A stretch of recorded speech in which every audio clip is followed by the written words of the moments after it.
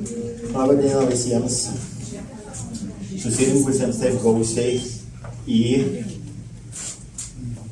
lietuvių kilmės prancūzų poeto Oskaro Milašiaus knygos, kuri vadinasi Išaiškintasis apreiškimas Jonui, kurią išleido leidykla Žara, pristatymą.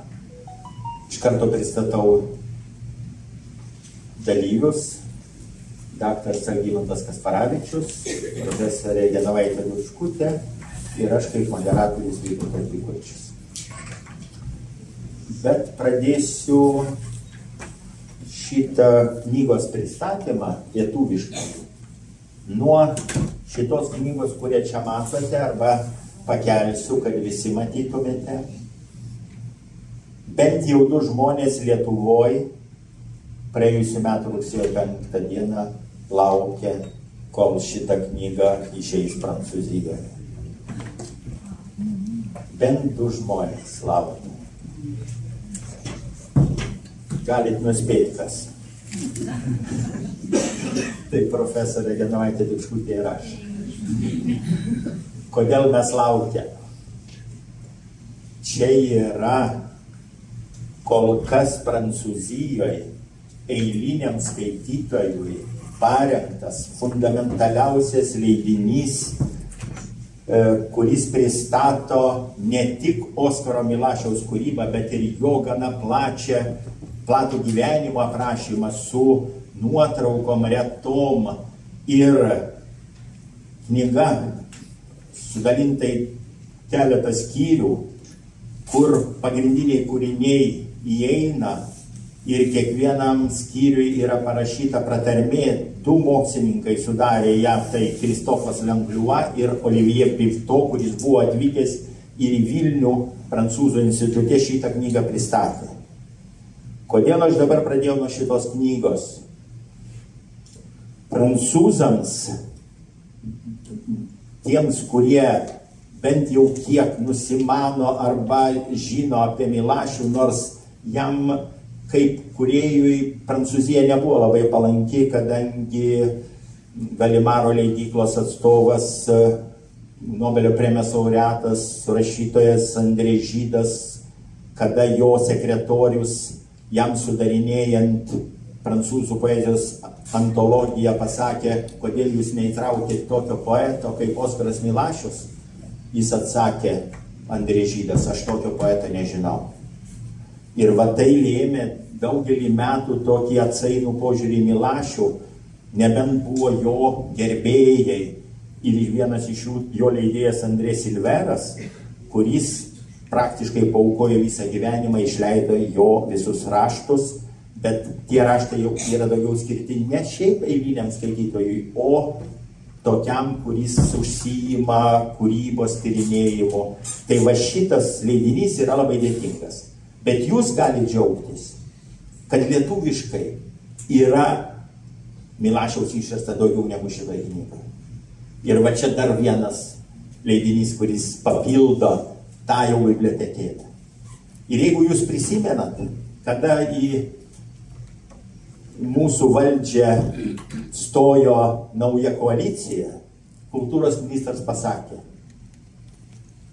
aš manau, kad pasiklausęs Čaikovskio nebūsiu prorusiškas. Aš jo vietoj būčiau pasakęs.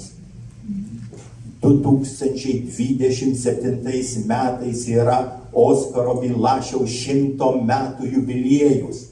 Žmogus, kuris prisidėjo prie Lietuvos nepriklausomybės. Išleiskime tą progą raštus jo, kad mes turėtumėm pasaulyje ką parodyti. Aš nesu prieš Čaikovskį, bet reikia žinoti visuomet prioritetus. Visko nepriepsi pasaulį. Tai jis būtų visai kitaip nuskambėjęs. Tas jau pareiškimas kultūros ministro dėja. Tai va, žodžiu, pereisim prie šito leidinio, kadangi galim pasidžiaugti, kad jis pasirodė lietuviškai.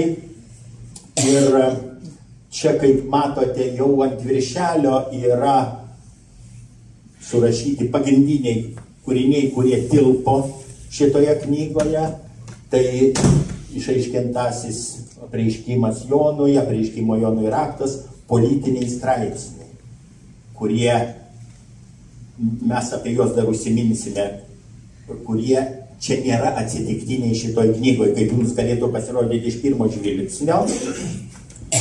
Ir be to yra dar įžanginis profesorės Genovaitės Duškutės straipsnis ir pabaigos straipsnis, kurį parašė jau istorikas, pateikęs savo versiją Milašiaus ir tokių naujų dalykų ten aš pastebėjau, suradęs, kurie yra svarbus tiems, kurie domisi Milašiumi. Aš dar būčiau pridėjęs, tie, kurie domisi Milašiumi, žino, kad viename Lietuvių literatūros ir tautosakos instituto dar išleisto sovietmečio literatūra ir kalba ir literatūra tome buvo parašytas, atspausdintas Lietuvos ambasadoriaus Prancūzijoje tarpukario laikais Petro Klimo pokalbis su Oskaru Milašium, kur Milašius dėstė savo pranašystės. Dar gal būčiau kaip priedą įterpęs, tai būtų jau visiškai toks puikus leidinys, kadangi matot, išaiškintas apreiškimas Jonui irgi yra siejamas su pranašystėmis. Tai va, po tokios įžangos aš galiu pereiti jau ir pradėti klausinėti mūsų susitikimo dalyvių ir aš pirmą klausimą užduosiu istorikui. Kaip jūs paaiškintumėte Oskaro Milašiaus tautinės tapatybės paieškas? Su kuo tai yra susiję? Kodėl? Jo. Mes su Genutė pasivarysim. Nieko nereikia. Labą dieną visiems. Jo, klausimas geras iš tiesų. Žmogus, kurio mama Varšuvos rabino duktė, tėtis toks, lengviau, kaip čia pasakyti, šiek tiek plėvėsa, sakykime taip. Aišku, šeima senai nemokėjo lietuviškai jau, pakankamai. Ir man atrodo, kad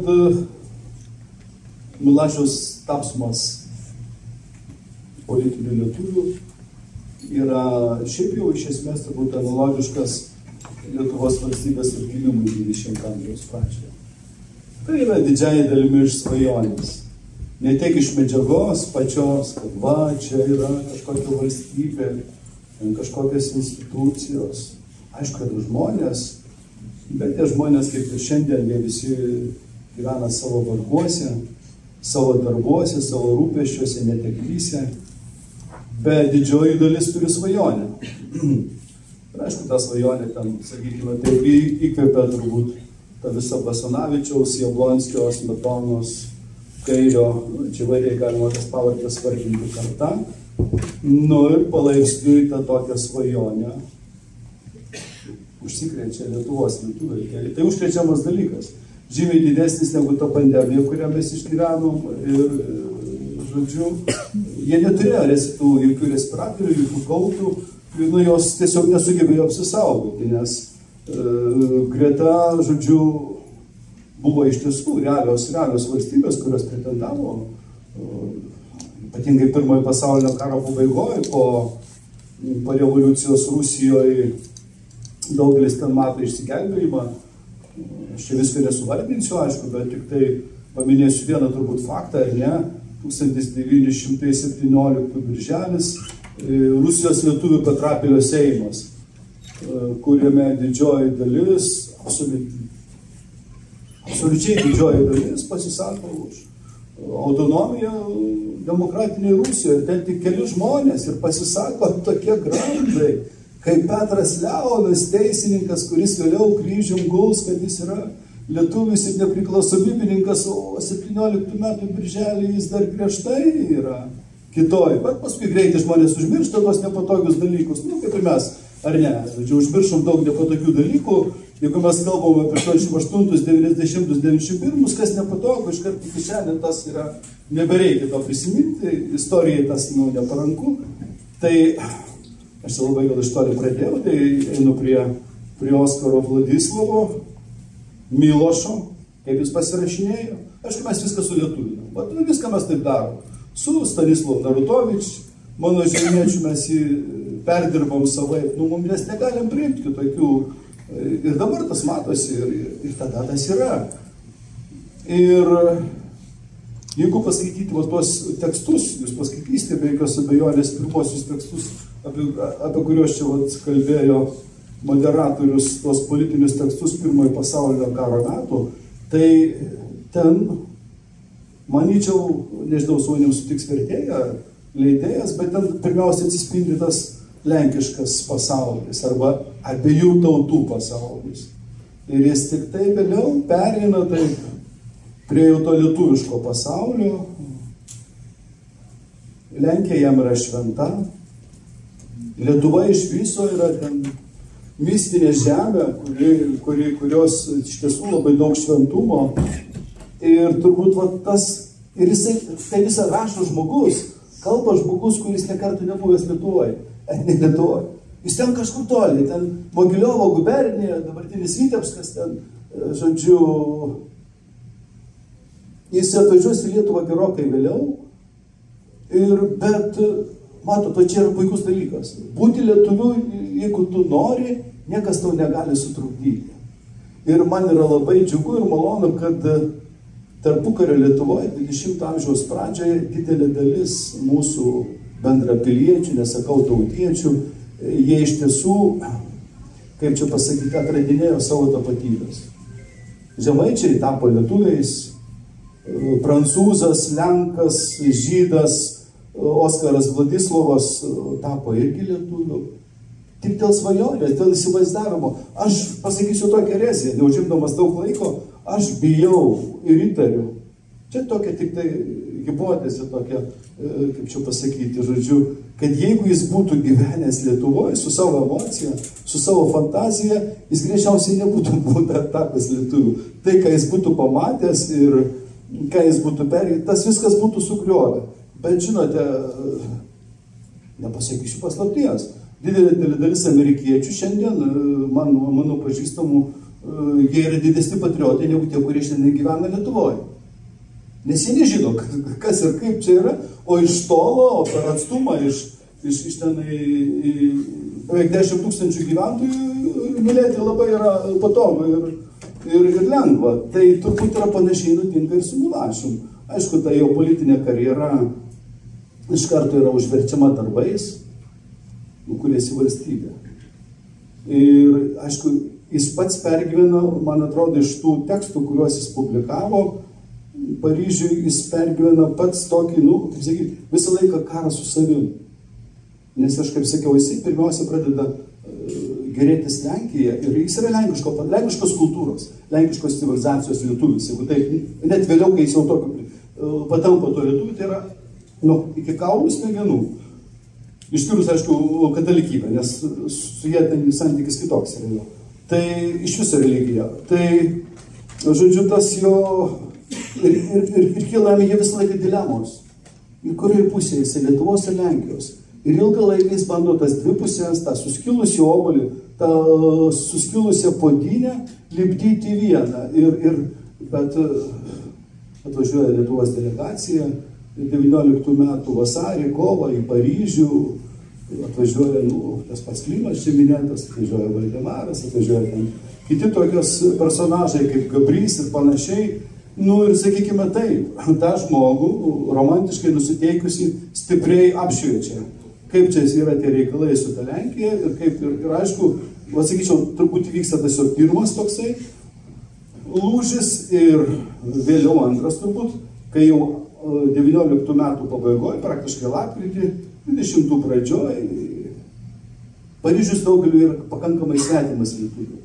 Nes, šiaip ar taip reikia sutikti su Lenkais čia, mes tą valstybę čia kurie valstiečiai, nes aristokratija nuėjo tenai, į pietus nuėjo, į Varšuvą, karininkija aukštoji, dvasiškija didžiąją dalimi bajorai, dvarininkai, nu jie susitapatino, ar toj susitapatins.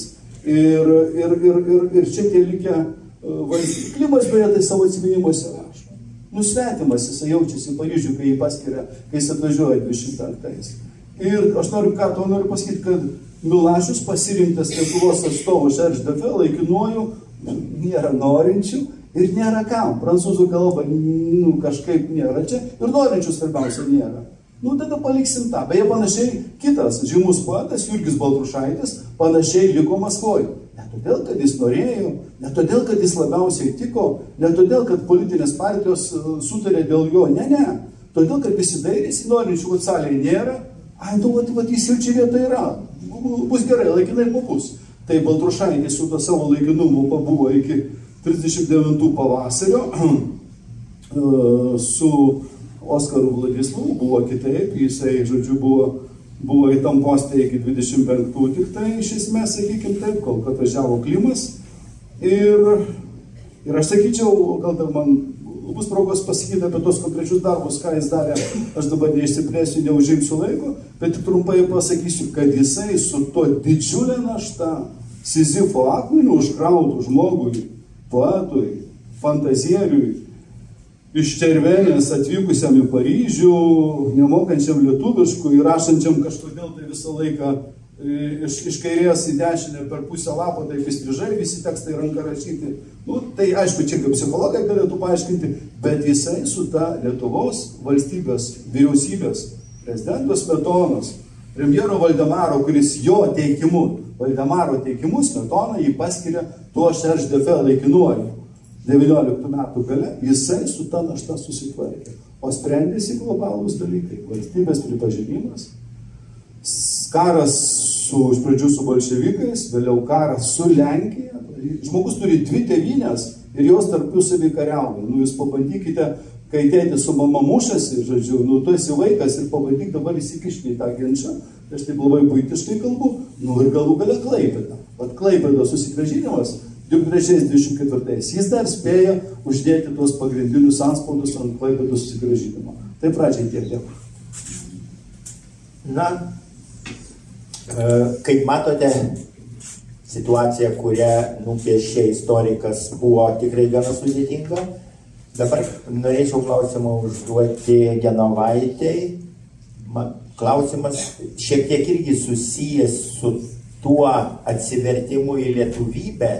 Ir vienas iš jo kūrybos tyrinėtojų, kurį Genovaitė puikiai žino, Žilienas Gelenas, yra pasakęs, kad Milašiaus atsivertimas į lietuvybę tai buvo politinis nušvitimas.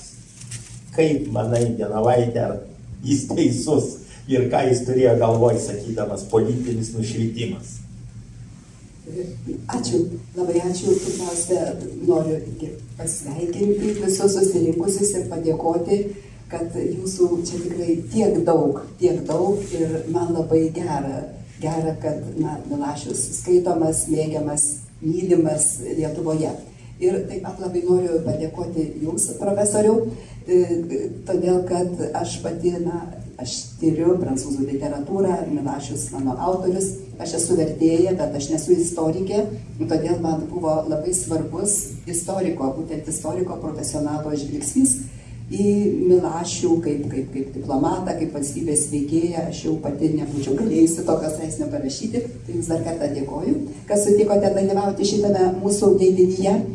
O dabar dėl to, žodžiu, Milašiaus politinio nušvitimo, tai irgi iš tiesų susijęs su jo tapatybė, su tom tapatybės paieškom, tapatybės ar identiteto, nesvarbu kaip pavadinsime. Tai aš gal dar irgi norėčiau atsiliepti šiek tiek į tai, ką jūs kalbėjote. Jūs paminėjote, kad 919 metų, kaip tik tai vasario ar kovo mėnesį, pavasario pradžioje, į Paryžių atvyksta lietuviai, delegacija lietuvių ir eina tiesiai į Prancūzijos užsienio reikalų ministeriją, ten, kur Oskaras Milašius dirba tiesiog paprasčiausių sekretoriumi arba tiesiog klerku, galėčiau pasakyti. Kitaip tariant, jis apžvelgia spaudą, kuri leidžiama lenkų kalba, rusų kalba, kitomis kalbomis, ir tokias spaudos apžvalgas pateikia savo viršininkams. Bet tuo pačiu metu Milašius, aš taip spėju, beskaitydamas tą vis dėlto spaudą, tai yra pirmasis karas ir ta visa padėtis po karo, jis pats pažįsta tą Lietuvos padėtį. Be abejo, jis žino 917 metų Vilniaus Seimas, paskui 918 metai vasario 16 skelbiama nepriklausomybė. Ir tada jo tapatybė, kaip ir jam pačiam, pradeda aiškėti. Be to, šitoje knygoje jau čia tie paminėti politiniai straipsniai arba rašiniai. Ir norėčiau atkreipti dėmesį, kad tas pirmasis rašinys, straipsnis, yra paskelbtas 917 metų gruodžio mėnesį, tai dar nepasibaigęs pirmasis pasaulinis karas. Ir paskui tie keli kiti, čia jų iš viso jie nedideli, iš viso berods 11, 918, 19 ir 20 metai. Tai tiesiog atkreipčiau dėmesį, kad Milašius beveik visus šitos savo straipsnius pasirašo ne savo pavardę. Ne savo pavardės, gal porą straipsnių tik pasirašo savo vardu, savo pavardę, o visus kitus, ir jeigu skaitysime, atkreipkime dėmesį į tuos parašus, jis pasirašo Lietuvis, jis pasirašo Labūnovas, jis dar kaip nors panašiai pasirašo ir čia štai šitiem lietuviam, tai delegacijai, žinoma, krinta į akis, kas čia tas Lietuvis, kas čia tas Labūnovas. Kuris rašo prancūziškai, bet aišku ir puikia prancūzų kalba, ir apie Lietuvą visiems prancūzams ir visiems tiems, kurie moka skaityti prancūziškai. Dabar, tas nušvitimas, kaip Žiulieno Geleno yra pasakyta, jo čia disertacijos tema buvo iš prieškario Prancūzijos prieškario diplomatinių ryšių su Baltijos šalimis, tai jis iš tiesų pavadina politiniu nušvitimu. Nes, kaip jūs irgi pasakėte, visiškai teisingai, iki pirmojo pasaulinio karo pradžios ir galbūt dar tais ir karo metais, čia taip tą datą kažkokią ribą sunku nubrėžti, sakytumėm, Milašiaus ta tapatybė yra tokia svyruojanti, yra taki, labini ta jo tapatybė.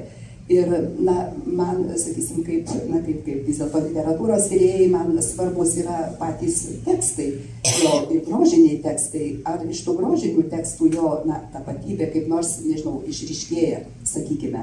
Tai štai, vienas iš tų tekstų, kuris mano galva yra reikšmingas, būtent šituo klausimu, šituo požiūriu, yra jo nebaigtas romanas Zborovskiai, jis yra išverstas į lietuvių kalbą, jau išleistas ankstėliau, jį galima perskaityti lietuvių kalbą.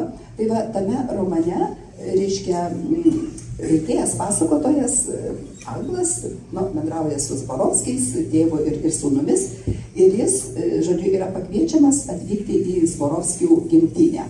Tai kasgi ta gimtinė? Tai ta gimtinė yra Lenkija. Bet šalia Lenkijos iš karto atsiranda ir Lietuva. Lietuva ir, žodžiu, čia ir Gediminas, čia ir Pestai, reiškia tos, sakysim, dinastijos, lietuviškoji ir lenkiškoji dinastija. Tai, žodžiu, sakyčiau, šitais metais, dar matyti iki, sakysim, 17 ar panašiai metų, Milašius save suvokia kaip tos buvusios Lietuvos didžiosios kunigaikštystės gyventoją, atstovą, ir jo asmenyje labai, sakytumėm, puikiai dera ir tas lenkiškas ir lietuviškas dėmuo. Be to, pavyzdžiui, Prancūzijoje dar iki pirmo pasaulinio karo veikė įsikūrusi tokia Lenkų rašytojų draugija.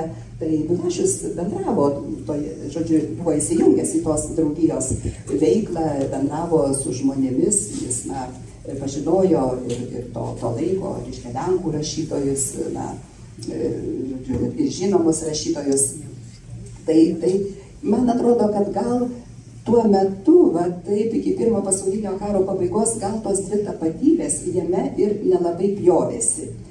Bet aš čia norėčiau paminėti vieną Milašiaus laišką, kuris irgi išverstas į lietuvių kalbą ir paskelbtas kitame leidinyje, Milašiaus laiškų pirmoje knygoje, laišką Kristijanui Gausui, laiškas rašytas 22 metais.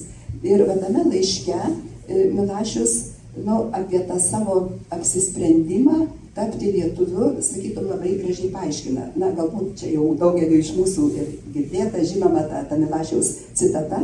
Žodžiu, Milašius, sakytumėm, na, jo tas pasirinkimas kyla iš tokio, na, aš sakyčiau, švento pykčio. Švento pykčio, reiškia, karas pasibaigęs, čia, reiškia, Lietuva kūrė savo nepriklausomybę, Lenkija atplėšė Vilnių ir, nu, žodžiu, atplėšė nuo Lietuvos ir Milašiaus tas šventas pyktis, kaip, žodžiu, tie Lenkai tiek kartu su lietuviais iškentė, kaip jie galėjo pasirinkti, na, tą tokią, na, sakytum, na, blogį, tą destrukciją. Ir Milašius nueina kartu su lietuviais, su tais skriaudžiamais, su tais, na, mažesniais, šiuo atveju nuskriaustais ir jo kaip, na, kaip žmogaus ir galbūt netgi kaip krikščionio, na, sakytum, tas balsas, nors aišku, ta jo religinė tapatybė, tai vėl čia kitas ir sudėtingas klausimas, jis pasirenka ir man tas sakinys yra gražus, aš gal ne visai tiksliai pacituosiu, bet jis pasako, kad jis galėjo Varšuvoje apsipilti rožėmis, bet jis pasirinko kuklų lietuvišką kryžių, tai va čia tas toks, na, nušvitimas kaip pasirinkimas. Bet kaip sakau, ta Milašiaus tapatybė yra, nu, ne tik tautinė, tas jo tas vietos ieškojimas. Milašiui labai svarbu buvo atsakyti į tą klausimą, tai kur aš esu, kokia ta mano vieta šitam pasaulyje, nes tik į tą klausimą atsakęs jis galėjo pagrįsti ir kas aš esu. Tai gal čia tiek trumpai ir jau nebesiplėstama. Na, va, tai matote, kaip sudėtingai kartais yra žmogui apsispręsti. Dabar dar klausimas kitas istorikui, šiek tiek praplečiant tą pokarinį vaizdą, nes po pirmojo pasaulinio karo labai svarbus vaidmuo teko Prancūzijai. Bet Prancūzijoje buvo ir kitų lietuvių, kurie, galima sakyti, irgi prisidėjo prie to Lietuvos kaip atskiros jau savarankiškos valstybės kūrimo ir pripažinimo. Tai kaip jų santykiai tų lietuvių su Milašium, kaip viskas susidėjo į bendrą, taip sakant, darbo planą. Jo, čia labai platus klausimas, be jokios abejonės. Ir aš dar norėčiau pradėti turbūt to, prisidėdamas prie profesorės pratęsti jos dėl porą sakinių dėl jo tapatybės. Matot, problema turbūt ne problema. O dalykas, esmė yra ta, kad imperijose ta tapatybė visiškai kitaip funkcionuoja. Visiškai kitoje erdvėje ir iki nacionalinių tautinių valstybių kūrimosi pradžios jinai didelio vaidmens nevaidina. Ir jokio apsisprendimo ten, tokia esminio, kad kas tu toks esi ir mūsų, žodžiu, tie, kurie studijuoja Maskvos universitete, ar Sankt Peterburge, ar Voroneže, ar Kijeve, nepatiria tų, žodžiu, perturbacijų, kurios vėliau atsiranda. Man jau po to, kai šitą straipsnelį parašiau šitai knygai, man tiesiog aš dirbau jos kitus darbus, radau dar tokių dokumentų pakankamai įdomių, žodžiu, kur berods Mykolas Šleževičius, premjeras, socialistas, jisai viename laiške rašo, kad rašo partiečiams, dabar neatpilnu, kam rašo laišką, kad su Milašiu Paryžiui buvo problemų. Buvo problemų, nes jam reikėjo išaiškinti, ką reiškia kovo vasario 16 aktas. Jis nežinojo, kad mes nuo Lenkijos atsiskyrėm. Jis galvoja, kad tik nuo Rusijos. Mes jam išaiškinom, tai nėra parašyta, kad atsiskyrėm, sako Šleževičius, nuo Rusijos, nuo Lenkijos, nuo svetimų valstybių, bet jis įsivaizdavo, kad svetimos Lenkija nesvetima. Lenkija sava, jam reikėjo išaiškinti tą dalyką. Tai, kad, va, ta prasme, su ta jo tapatybė ir kaip. Žodžiu, dabar kitas dalykas, ką jisai vėliau, jau, ką profesorė sakė, jis kaip save reflektuoja 22 metais. Tai reikia skirti čia mažiausiai 2 Milašius. Yra Milašius poetas, Milašius kūrėjas, Milašius žmogus jautrus. Ir 22 metais, nuo 19 pabaigos, jis jau yra 3 metai diplomatas. Diplomatas, valstybės pareigūnas. Ne šiaip savo jis kalba, ką nori, ką jaučia, kas jam atrodo, ką jis norėtų. Ne. Už jo yra Kaunas, su vėliava, su herbu, su vyriausybė, su prezidentūra, su Seimu. Jis jau galvoja, visiškai yra kiti dalykai. Tai mes turime tą jo transformaciją taipogi matyti. Dabar kalbant, žodžiu, toliau apie apie Prancūziją. Jo, Prancūzijos vaidmuo po didžiojo karo, kaip jisai buvo vadinamas iki antrojo pasaulinio karo, jis buvo nevadinamas pirmojo, buvo vadinamas tiesiog didžioju ir yra dvejopas. Viena vertus Prancūzija iš tiesų formaliai žiūrint, kaip ir laimėjo tą karą. Paryžiaus taikos konferencija vyksta Versalyje. Paryžiuje, žodžiu. Aš dabar nesileisiu detalės, bet visai eilė dalykų prancūzai nerealizavo to, ko jie norėjo, ko jie siekė ir panašiai. Trumpai 2 sakiniais. Prancūzų nuostoliai pirmajam pasauliniam kare, žmonių nuostoliai, materialiniai, žodžiu, sunaikinimai yra didžiausiai. Ir jie juos bando susigrąžinti, panašiai kaip Ukraina šiandien, ar ne? Jie reikia susigrąžinti, kiek jinai visko neteko. Žmonių, kraujo, sugriovimų ir panašiai.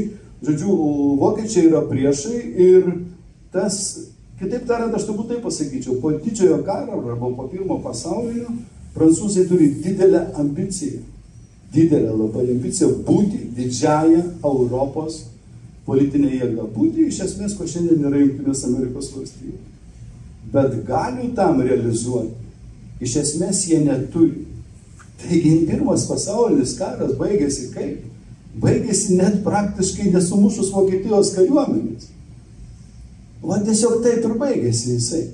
Ir ta prancūzų baimė, kad vokiečiai atsikels, vokiškas ginklas, ir vėl jie žygiuos į Paryžių, 2 kartus žygiavo. Ir vos pavyko apginti Paryžių su carinės imperijos pagalba, kuri pradėjo čia kontrpuolimus rytų fronte.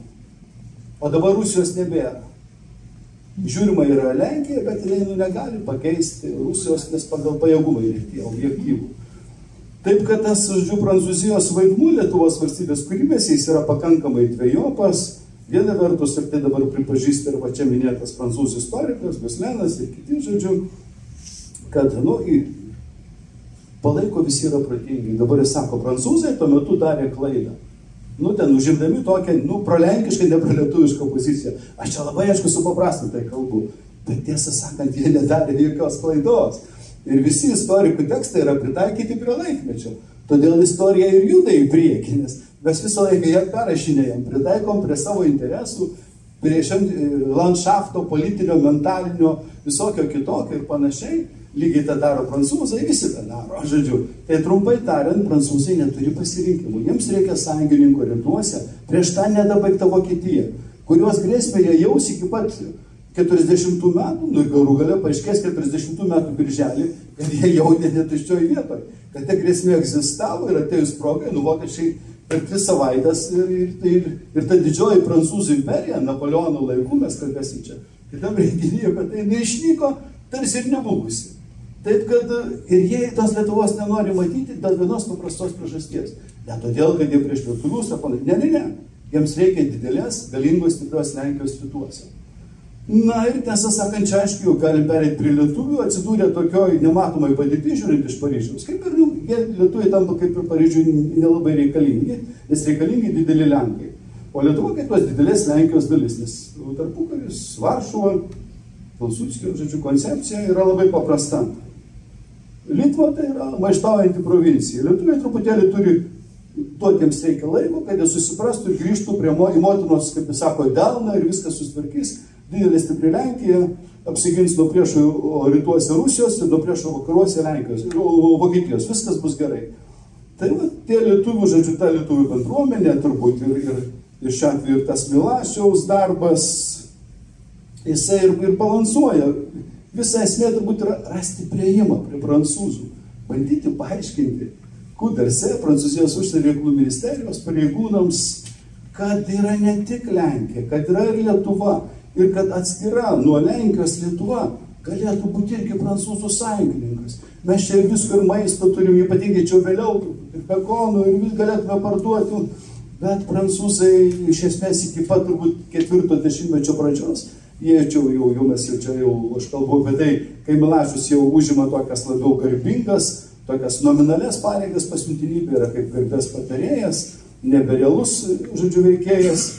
Ir tai turbūt ir lemia, žodžiu, jo tokį labiau literatūrinį, sakysim, darbą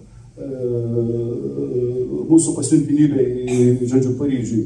Bet aš dar porą sakinių, jeigu man leis, apie jisai, tas jo sugebėjimas, pirmiausia pažintys užsienio reikalų ministerijoje, pažintys, kurias jis mesgė dar iki tapdamas, sakykime, lietuvių, kai jis gyveno Paryžiuje, tarnavo ten tai kariuomenė ir visą kitą, jis mesgė tas pažintys ir tos pažintys tampa tam tikrą prasme aukso vertės.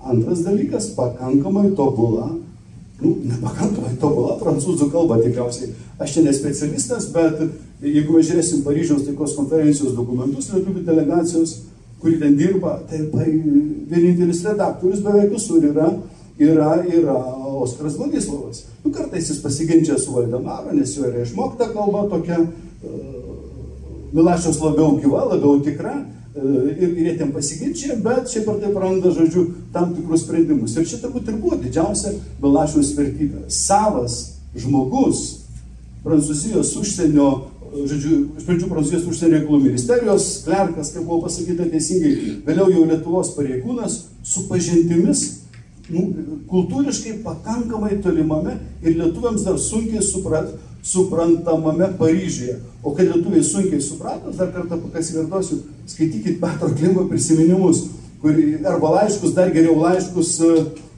šitam bičiuliui žmonos Mėginaitės dėdėjai, rašytojai. Vaižgantui, taip, kurisai labai vaizdingai rašo, kad kaip tos prancūzės rengėsi, gilios dekoltė, apnuogintos kojos. Ir čia lietuviams yra baisus dalykas. Bet ateina 309 metai ir mes tos panašius dalykus galim pamatyti ir Kaune. Tai turbūt tas laidininkas, kultūrinis, politinis, tarp Paryžiaus ir tarpukario Kauno, vienas iš tų ryškių laidininkų, turbūt yra greta tokio ryškaus Petro Klimo, kuris vėliau pakeis Oskarą Vladislavą. Oskaras Vladislavas yra tas slengstis, kultūrinis lietuvis slengstis, šuoliui atsispyrimui į Paryžių, į paryžiškai kultūrinį ir politinį pasaulį. Tai dabar nuo istorijos pereisim prie kūrybos ir klausimas be abejo Genovaitei. Kodėl Milašius, jūsų manymu, pereina nuo poeto prie pranašo būvio ir imasi aiškinti apreiškimą Jonui? Ačiū. Čia irgi sudėtingas klausimas. Gal aš, čia, kad nesupainiočiau datų, šiek tiek žvilgtelėsiu į savo tekstą. Taip, vis dėlto, tikriausiai pastebėsime, kad tie Milašiaus politiniai straipsniai pasirašyti ne tik ten lietuvio arba Labūnava, visi žino, kas yra Labūnava, ne, kur yra Labūnava. Pasirašyti tokią, neva lietuvišką pavardę. Bet atkreipkime dėmesį ir į to leidinio, kuriame Milašius skelbė straipsnius, kuriame daug straipsnių paskelbė ir pavadinimą. Tai yra vienas iš tų leidinių, yra Le Franchis. Pažodžiui išvertus tai būtų laisvas arba išlaisvintas, išlaisvintasis ar panašiai. Tai va šitas leidinys, Milašius žinoma skelbė ir kituose žurnaluose, bet tie visi leidiniai yra susiję vienas su kitu. Bet pirmiausia, tas Le Franchis yra vienos tokios ezoterinės grupės, kurioje Milašius dalyvavo leidinys. Milašius į tą grupės veiklą įsitraukė, pirmojo pasaulinio karo metais. Jo kai kurie bičiuliai, sakysim, Karlosas Lerondas dalyvavo, žodžiu, toje grupėje, buvo vienas iš veikėjų, beje, yra žinomi Milašiaus laiškai Karlosui Lerondui, jie išversti taip pat į lietuvių kalbą pirmoje laiškų knygoje. Tai žodžiu, 17 metais, čia, rugsėjo 20 dieną, žodžiu, nesvarbu, bet 17 metais įvyko, toks kaip ir rimtas toks teigiamasis susirinkimas tų ezoterikų ir tame leidinyje Milašius paskelbė, jis pasakė kalbą, tame susirinkime pasakė tokią, konceptualią kalbą ir paskui ta jo kalba, tokia kaip ir programa, buvo paskelbta ir kągi čia Milašius įdomaus suformuluoja. Jis formuluoja, kad tos ezoterikų grupės siekis būtų socialinis ir politinis. socialinis ir politinis, ir kur čia dabar menininkas, kur kūrėjas, kur ta menininko arba kūrėjo vieta. O Milašius, nepamirškim, buvo poetas, tuo metu jis jau buvo paskelbęs ir nemažai poezijos, ir romanus, ir dramas, taigi jis buvo poetas, kūrėjas. Taigi, reiškia, menininkas, kūrėjas turėtų užmegzti ryšį su tais, tarkim, paprastais žmonėmis, su dirbančiais žmonėmis. Ir Milašius akcentuoja, kad po pirmojo pasaulinio, čia jau baigėsi tas karas, šito visoje tikroviai, menininko padėtis yra pasikeitusi iš esmės pasaulyje. Menininkas nebegali kalbėti vien tik tai apie grožį, vien tik tai grožį skleisti, apie jį dainuoti. Kaip čia Milašius rašo, atspindėti ir išaukštinti grožį, būti amžino nepajudinamo grožio veidrodžiu. Čia tokia romantikų ir simbolistų programa. Tai Milašius ją kaip ir paneigia. Menininkas turi tapti aktyviu žmogumi, aktyviu visuomenės kūrėju. Jisai sako, turi sujaudinti, apšviesti, supratinti minias ir jas nukreipti naujo gyvenimo, kūrybos, kūrimo keliu. Ir kodėl būtent menininkas? Menininkas yra apdovanotas pranašiškomis galiomis. Tai čia vėl, aišku, jau tokia romantinė tezė dėl tų pranašiškų galių. Bet vėl Milašiaus ta jo, sakysim, jau kaip pranašo kelias, ar ne pranašo kelias, prasideda dar kiek ankstėliau. Čia aš norėčiau priminti vieną labai svarbų tokį metafizinį Milašiaus tekstą, laiškas Storgiai. Ir to teksto parašymo paskelbimo istorija yra gal tokia sudėtinga, bet, reiškia, Milašius pirmiausia 14 metais, kaip jisai rašo gruodžio mėnesį, gruodžio 14 dieną, čia netiek svarbu ta tiksli data, jis išvysta dvi vizijas, du regėjimus. Ir iš tiesų du regėjimus. Viename iš tų regėjimų, dar 14 metų gruodžio mėnesį, kai jisai pakyla į tas dieviškasias sritis, sferas, ir tame pat laiške, kaip jisai rašo, po kelių mėnesių antras regėjimas, kur jisai, patiria ar panyra, į blogio, piktybės, kunigaikščio, valdas. Tai, reiškia, Milašius tą savo regėjimą aprašė kaip laiškas Storgiai, aprašė 16 metais ir, 17 metais paskelbė atskirų leidinių. Tai Milašius, reiškia, jis rašo, kad per tą pirmąjį regėjimą, kai jis, persikelia, sakykime, į tas dieviškasias sferas, jo kakta buvo pažymėta. Jo kakta buvo pažymėta, buvo ant jo kaktos uždėta raidė H. Čia, aišku, Senasis testamentas, atsimenam, Abramas, Abraomas,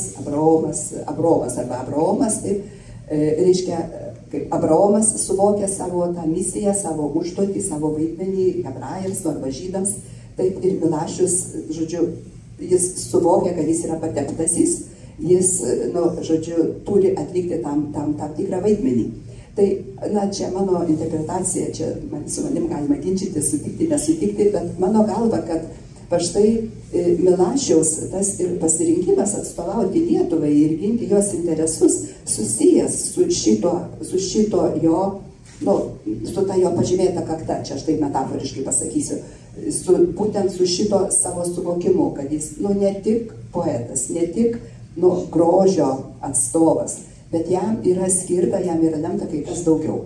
Ir jisai mato, kad jisai gali, tikrai pasidarbuoti Lietuvoje, ne? Ir jis tą daro per tuos keletą metų, iki 25 metų Liepos mėnesio, kai jį pakeičia Petras Klimas. Bet kaip mes matome, ir čia dabar jau šito mūsų leidinio kiti tekstai mums apie tai kalba, išaiškintasis apreiškimas Jonui, ir paskui to jau apreiškimo raktas, kad jis tą savo vaidmenį mato ir gerokai platesnį, didesnį, visuotinesnį. Išaiškintasis apreiškimas Jonui. Mes žinom, tas apreiškimas, taip, tai yra Šventojo rašto Naujojo testamento tekstas, tas apreiškimas, kurį Jonas gavo Patmos saloje. Manau, mes jį esame skaitę, ar dalimis, arba visą ir panašiai. Ir štai Milašius skaito šitą apreiškimą Jonui interpretuoja, analizuoja, interpretuoja tas pranašystes. Ir čia visur jis atranda ir save. Jis atranda Lietuvos vytį, atranda ir čia Lenkiją ir Lietuvą, ir daugybę kitų šalių ir kraštų, ir Rusiją, ir Jungtinės Amerikos valstijas. Bet jis mato ir save. Ir va jo čia tas vaidmuo, kai jam jau Lietuvos ir jos tų konkrečių pirmiausia politinių interesų tai tarsi nebeužtenka. Jam jau čia yra per siauras veikimo laukas, jo laukas tampa tiesiog visas pasaulis arba tas, nežinau, universumas. Tai čia irgi galų galia prie tos jo tapatybės, kuri, taip matom, tokia tikrai sluoksniuota tapatybė ir toj vienoj, žodžiu, galų galia toj tautiniai, nacionaliniai tapatybė jis tikrai nebeišsitenka. Tai gal tada. Tai va, matote, kiek slypi slėpinių šitame Oskaro Milašiaus veikale. Išaiškintasis apreiškimas Jonui ir apreiškimo Jonui raktas. Vadinasi, jums belieka tik patiems imti į rankas knygą ir gilintis, nes atrasite tikrai daug įdomių dalykų. Džiugu, kad atėjote. Viso geriausio.